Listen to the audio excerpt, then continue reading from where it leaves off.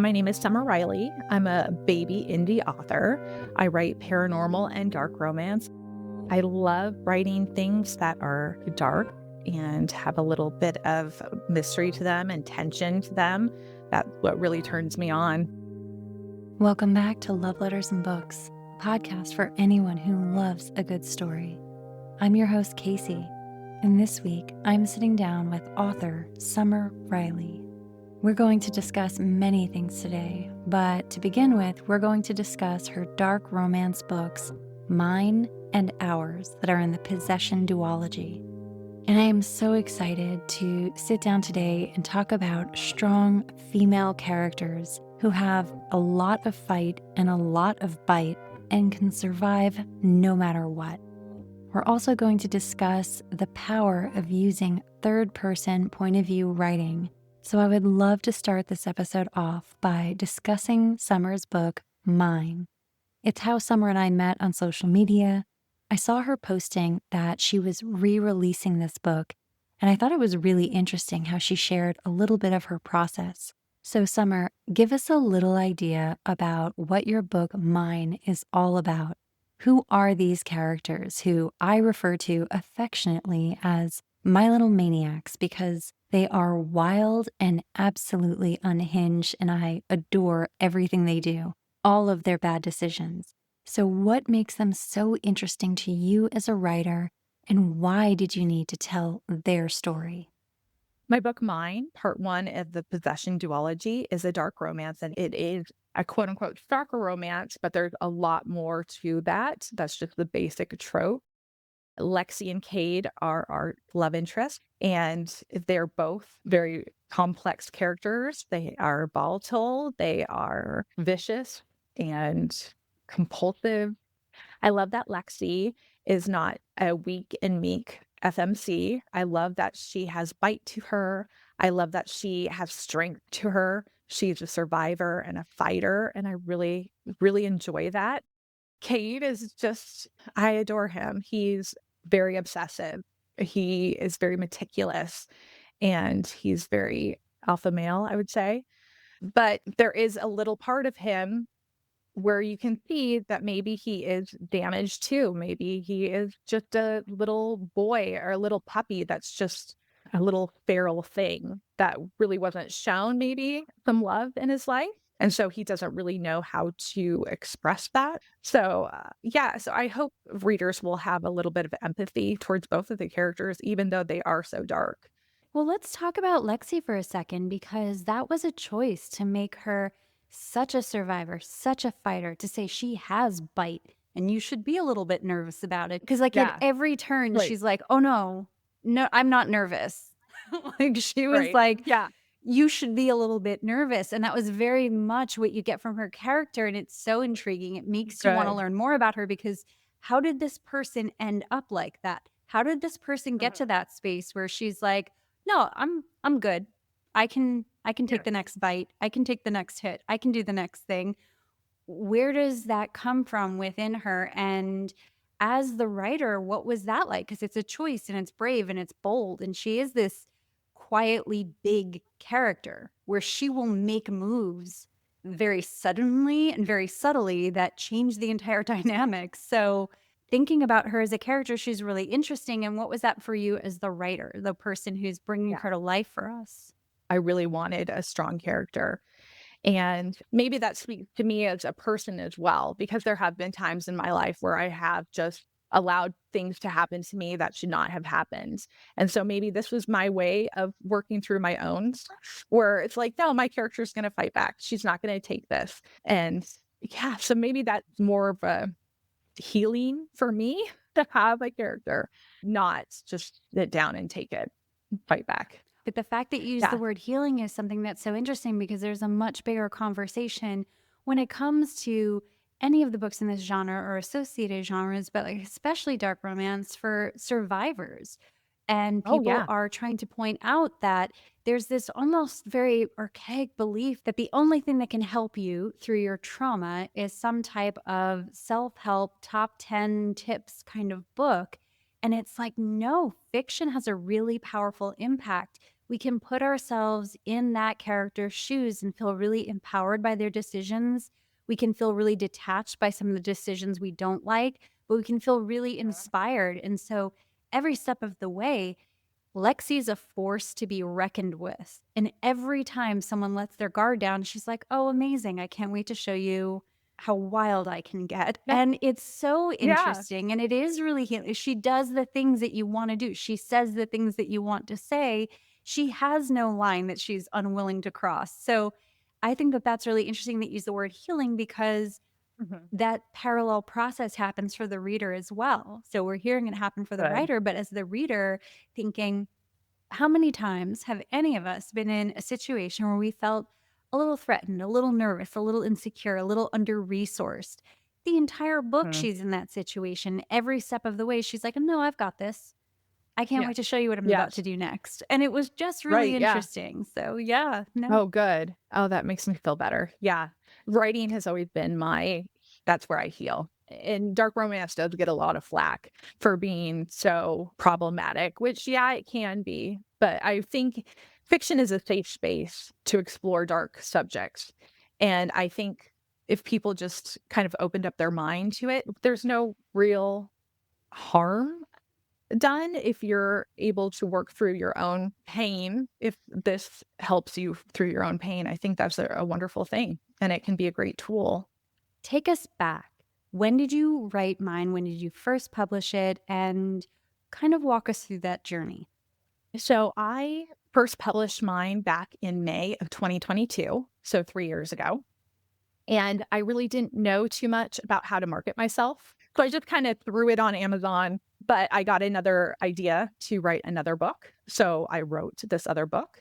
Through that other book, I was introduced to what social media can do for an author, both positively and negatively. And so I thought about it. I was like, you know what? I'm going to pull mine. I'm going to redo it. So I re edited it. I did a new trigger warning, new dedication, new cover, new blurb. I gathered a street team for the first time, which, hi guys, I love you so much. They have helped me out tremendously. And with their help, I was able to utilize social media and kind of get it out there. I re released it to the world. So that was really fun for me. It was a lot of work.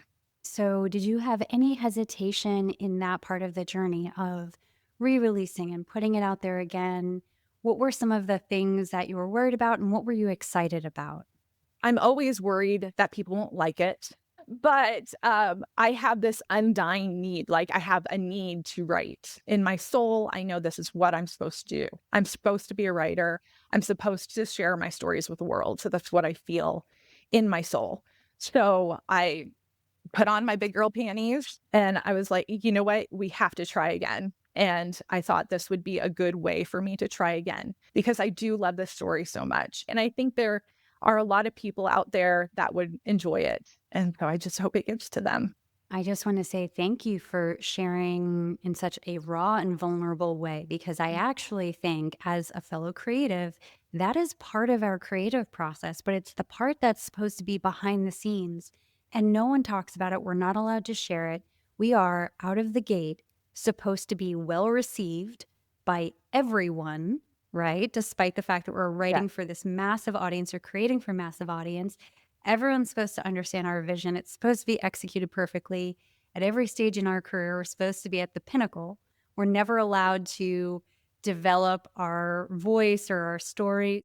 And at the same time, it's like, how do I get to the stories within myself if I don't get through all of these other layers and I don't put myself out there and try and test and see how it's received? Oh, that makes me feel really, really good. Thank you. So, the other really interesting thing about this story, and I even noted it in my review before I even met you and I'd reviewed the book, was that I thought the choice of a third person point of view was perfect for this story. But I know that it can almost be seen as controversial sometimes when you're writing books. But, and I'm not going to dive into the spoilers, it really works for this story for some very specific reasons. So, let's talk about that. What is it like to be a third person POV writer in sort of the current culture and trends where that's not something you're seeing come out all the time? Kind of shocking to me. I wasn't really expecting such a backlash on third person. I really didn't know that it was this controversial. But what I love about third person is that you can do this in first person, but it works really well in third person. You can build up suspense really well. You can leave little breadcrumbs throughout the story effectively. And I'm sure that can be done in other points of view. But in third person, it's so much fun as an author to leave these little breadcrumbs for the reader. And then the reader picks up on these little breadcrumbs. And then they figure things out at the same time a character figures things out. I love that about third person. You can have really good gotcha moments in third person that I don't think translate that well in first person, honestly. But also in third person, you can have an unreliable narrator, which I just think that's really fun too. I love as a reader not knowing if I can trust whoever's talking right now. And I love that. And I think it can be done really well in third person. And I almost feel as if that third person point of view in your story, it almost offered this cool detachment, almost like a mask, because both of these Yeah. characters are very reactive. And it was so interesting to Mhm. have this detachment and this almost outsider perspective of these two who are enmeshed and they are attached to each other Mhm. and they're running away and coming back together and doing all of these things. And I was surprised. I opened the book and I did not know when I opened it that it was third person POV, but I loved it and I just kind of Oh, dove right good. in. So, as we're talking about this and you're thinking about your creative decisions, I guess what I'm wondering is, was there something about their characters in particular that you were just really confident in this third person POV, especially given the story, given what happens, how it unfolds? Did you feel really firm, or at any point did you feel like, oh, maybe I should give it a try, maybe I should shift, or did it just make perfect sense to you? This made perfect sense to me because I wanted to place those little breadcrumbs. I wanted the reader to pull back the different layers because I think if I had written Lexi in first person and you kind of knew right out the gate, okay, she's got a lot of trauma. She's been through hell and back. If you heard her thought, to me, it wouldn't have been as fun as okay, she's talking to herself. Okay, that's fine. We all talk to ourselves. It's great. Oh, but now the voice is getting kind of more vicious. And then, okay, that's kind of weird. Now the voice wants to step in. What the hell is going on with that? And now this voice has a name attached to it. Okay, this is a different type of character now. And I love that we don't get that right out of the gate. It builds over the story. And I just think if it was in first person right away, it wouldn't have been as fun. So, one of the things that I absolutely loved about mine was that you wrote the perfect cliffhanger ending. I have never read a Thank cliffhanger ending you. where I felt satisfied, where I felt like, oh Oh no, my god. this is incredible. If she ends the book here, the book works. If she does a second book, that's even better. So it was for me a little bit like lightning striking because that's not an easy thing to do. And so many people complain about cliffhangers or waiting until an entire series is written before wanting to dive in because those cliffhangers are tough. And I picked up Right. this book. I didn't know a second book was coming out, and I just thought it was perfect. So let's talk about writing the perfect cliffhanger ending. Did you consciously do that? Did you know you were going to write a second book? Bring me to your headspace when you were writing that. I absolutely knew I wanted their story to continue. Mine is very short, and so we only got a taste of each of them, and I really wanted to give them a good ending in the second book, and I wanted to expand on their story.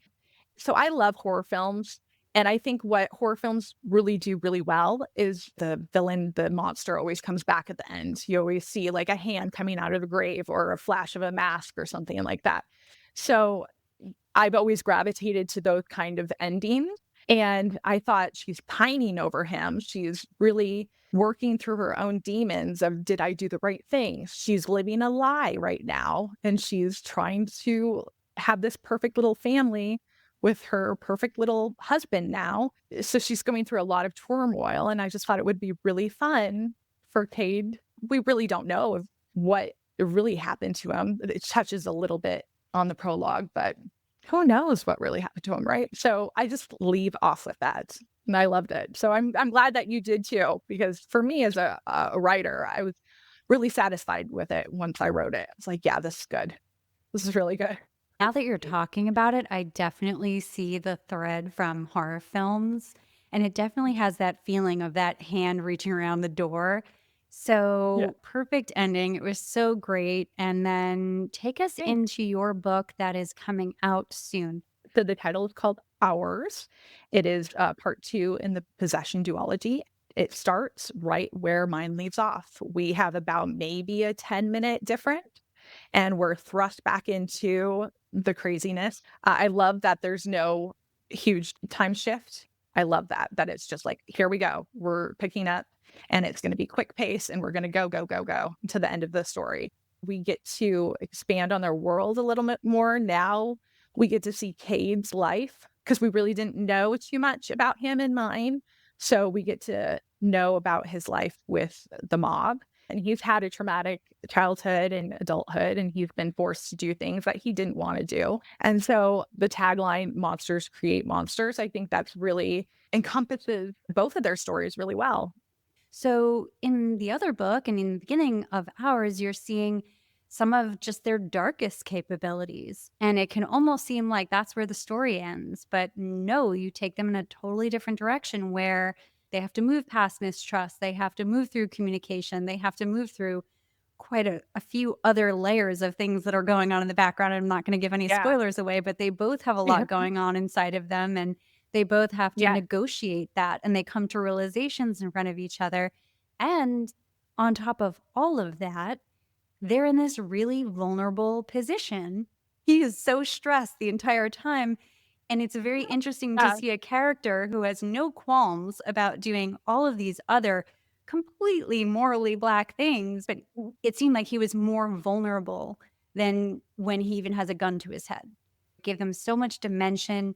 It took them on that character arc. And it's so interesting because as a reader, when you have those morally black characters, it's almost like there's just that one color, as if they don't have a Mhm. whole story behind them and ahead of them. And I love that you took us on that journey of you have no idea what these two are capable of in a dark way, but you also have no idea what these two are capable of in a really positive way because we haven't tapped their Right. potential till we get to ours. And then they have to try all of these new things that neither of them knew that they would be good at or would want. So, as the reader, that's how I perceived it. Oh, I love that. That's like the biggest compliment. Thank you. I feel like I've done my job really well as an author. So thank you. No, I thought it was a really interesting journey, and I think it's a choice because it can be so easy to just lean into the bad guy, but the bad guy can also do some really good things because he has no off switch. So, if he has no off switch for bad, maybe he has no off switch for good. And I feel like Yeah. you're taking us into that story. Oh, thank you. Yeah, that duality. We can all do really bad things and we can all do really good things. And so I think that's really interesting in a dark romance because there are, like you said, there are so many morally black, black, black characters that it's fun, it's entertaining. Some of them don't have a lot of growth to them, though. So I'm really happy that you saw it because that's what I was trying to put down. So it was really interesting for me as I was reading ours.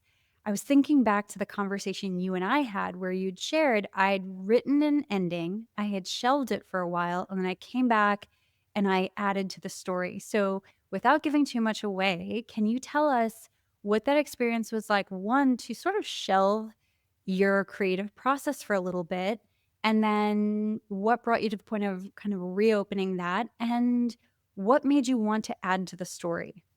Sure. So when I finished writing ours for the first time, I was in a really bad headspace. And so that came out in the ending. You know, if I can't have it a happily ever after, these people won't either. Like my characters just won't. I want to hurt them the way I'm hurting. So I wrote them a really terrible, vicious ending. And I just kind of put it away for a while. And this is going to make me sound really insane. 100 years ago, if I had said this out loud, they would have lobotomized me. But my characters are constantly talking to me in my head. And little by little, Cade in particular, he kept coming to me and he's like, no, rewrite this. This is not how I go out. He can be very persuasive sometimes. So I got to a better headspace and I realized that I did want to make this book happen.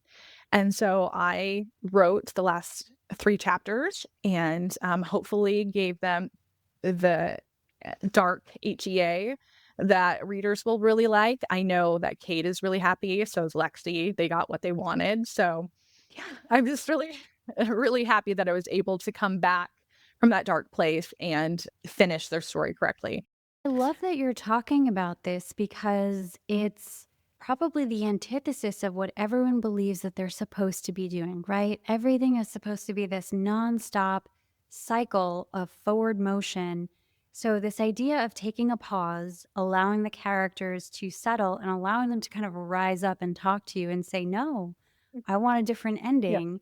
So if you had put the Mhm. book out when you'd first written it, it would have been a totally different experience. And as a reader, the last few chapters of your book have so much texture.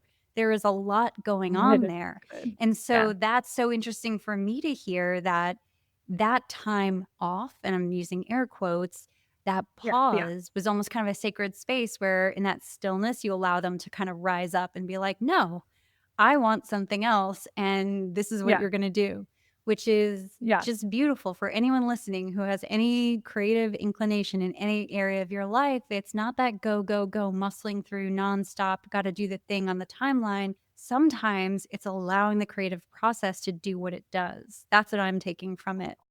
So now that ours is going to be coming out in June, what is the next thing that you're working on? Can you tell us a little bit about that? I am working on a 4-book series about the many sins of the Douglas brothers. Every book is going to be focused on a brother, and they're all dark romances. What's really interesting about this is it's my first time writing first person dual POV. So this was my first go at it, but my straight team has loved the story up to this point so far. I think I'm 15 chapters in now of Sutton's story. He is brother number 2 and they love him, and I hope you guys love him too. He is a billionaire, serial unaliver, and he gets instant obsessed with his newest mark, which I suppose is very Cade-like. However, he's very different from Cade. He's a Southern gentleman, and he's very cool and collected, but he has that simmering darkness and within him. He's great. I love him. So I'm excited about this book series. I hope to have this first book out by the end of the year. So, the last time I spoke to you and we set up this recording, I had asked you to write a love letter, either to your younger self or to your readers. And so, I'm really looking forward to this because I want to learn more about you as the creative, as the writer, as the person who's, crafting these stories. So, are you up for sharing your love letter with us? My ugly cry, but I'll try to get through it. So, this is a love letter to little Summer. So, dear little Summer, you went to Borders today and used your allowance to buy getting your book published for dummies. There's no such thing as social media right now. MySpace is still years away. The closest thing you have are the AOL chat rooms you shouldn't be in right now. You will read this book and become very discouraged. You will tell yourself that you will never publish anything because it's just too hard. In your mind, that little dream of yours dies. But you will still write, and writing will save your life on multiple occasions. Writing will get you through heartbreak, abuse, mental health crisis, trauma, and loss. Writing will also feed you when you're in love, when everything's going perfectly, when the universe gives you everything you could have asked for. It will be there for the most joyful times in your life. No matter what happens, you will write. You are a writer. It is what you were meant to do. Eventually, the internet will become bigger than anything you ever imagined. You will be inspired to show your writing to not just friends and family, but the entire world. Readers will find you, and they will love your writing. There will also be readers that hate you and your writing, and you always struggle with that. But for the most part, the encouraging reader will feed you, and you will continue to write. Your dreams become published reignite, but your lack of self confidence is still heavy. You aren't quite ready. A life-altering moment will happen to you. It will be terrifying, but don't worry, you survive. But while you're in the hospital, you will think that you could have died without achieving the one goal you've always wanted to. When you get home, you get right to work making that happen. You will become an independent author. You will release your book out into the world. It won't be a bestseller by any means, but people will read your books in all of the countries you've always wanted to go to. One of your readers, who became a sweet friend, will even donate your book to Central Library in Liverpool, England. I know that you're geeking out about that. Your books aren't in physical bookstores yet, but you are on waterstones.com, that's pretty cool. You are a published author. You made your dream come true for yourself. So when you think you can't do anything, that you aren't good enough, just know that you are. You truly are. And hopefully, future Summer will be able to come back to little Summer and tell her that we have been able to get that traditional publishing deal that we've always wanted. I wouldn't put it past us. We've been able to accomplish everything we've set our minds to thus far. You have what it takes. I love you very much. Love me. Let's both take a second to just Water. breathe, have a sip of water. That was so beautiful, and I really appreciate you sharing that with us. I appreciate you going deep, and I think so many people can resonate with a lot of what you shared. So thank you very much for doing Yeah. that. Thank you. Are you okay? I just want to check Yeah. in. Let's give you a Yeah. second. Good. That was really, really beautiful. Thank you. I hope I didn't sound like too full of myself or whatever. But No. if I could hug my younger self, that's what I would tell her. I heard this quote the other day and it was just perfect. It was something along the lines of, you say I'm full of myself. Well, who am I supposed to be full of? And I love that. I think that our only jobs here are to be the most us we can be. And so I asked you to write a love letter to your younger self, and you did that and then some. And I really, really appreciate that. And I don't want to unpack it for you to hear because I don't want to make you uncomfortable. But I want to say that the part where you talked about waking up in the hospital and thinking about the things that you hadn't done. Yeah, And that is such a powerful reminder.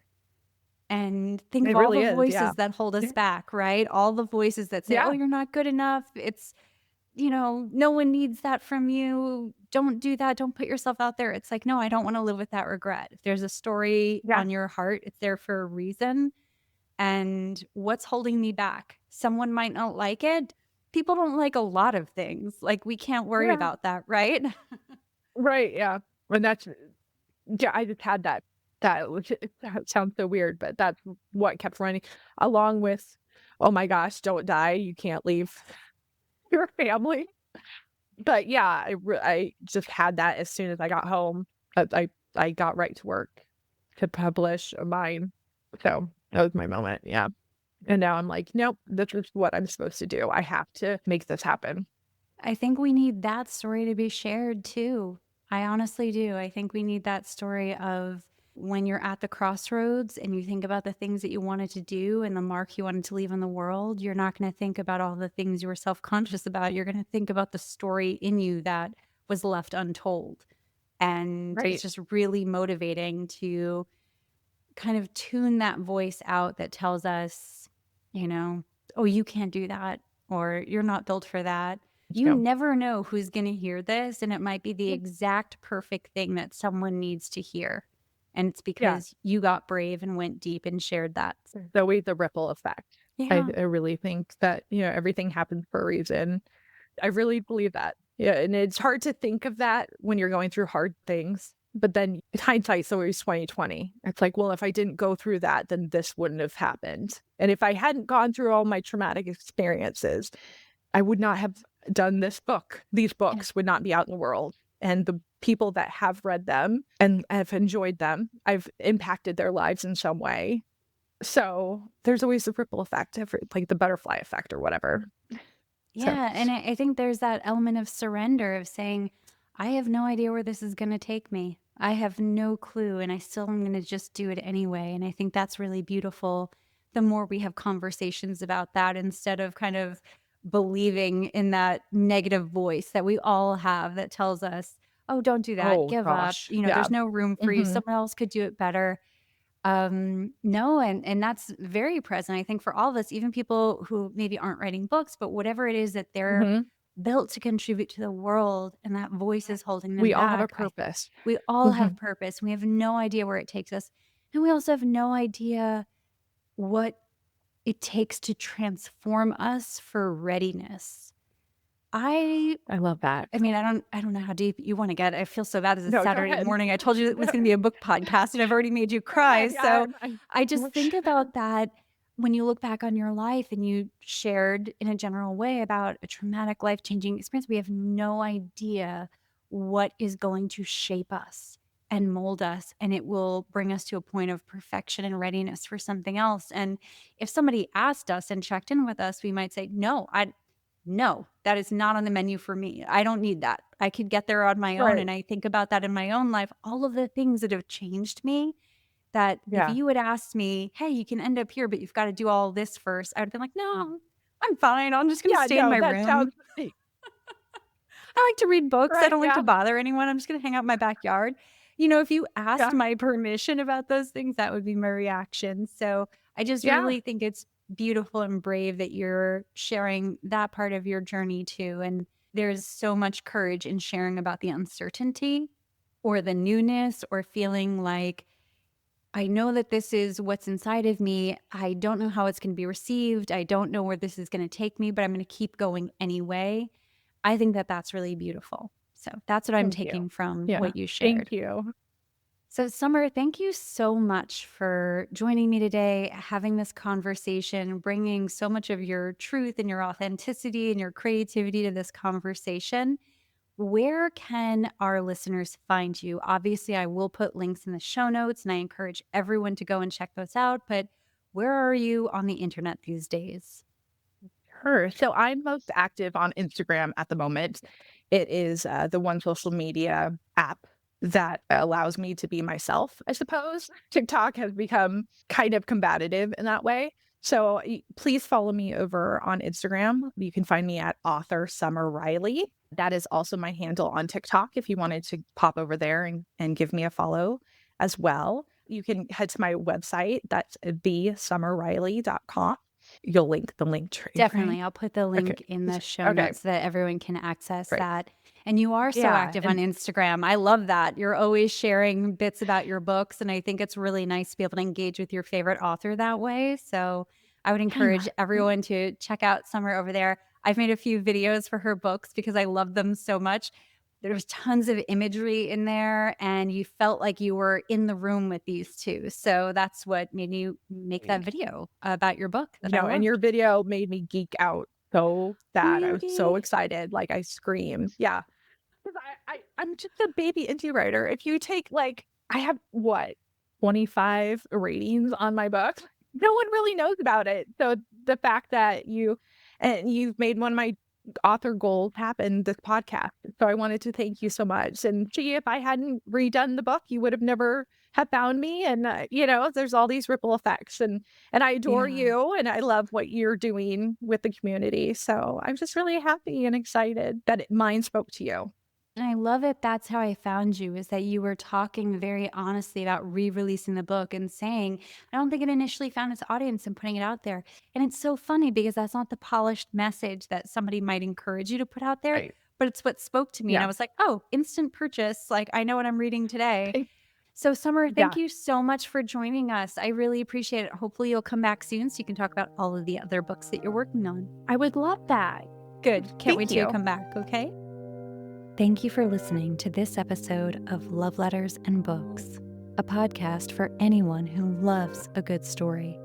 If you enjoyed this episode, please take a moment to follow, rate, and review this podcast on your favorite listening platform. You can find me on both Instagram and TikTok at Love Letters and Books. And if you're interested in being a guest on Love Letters and Books, suggesting your favorite author, or just want to write in an original love letter to yourself or someone else to be read on air, please send me an email at lovelettersandmixtapes@gmail.com.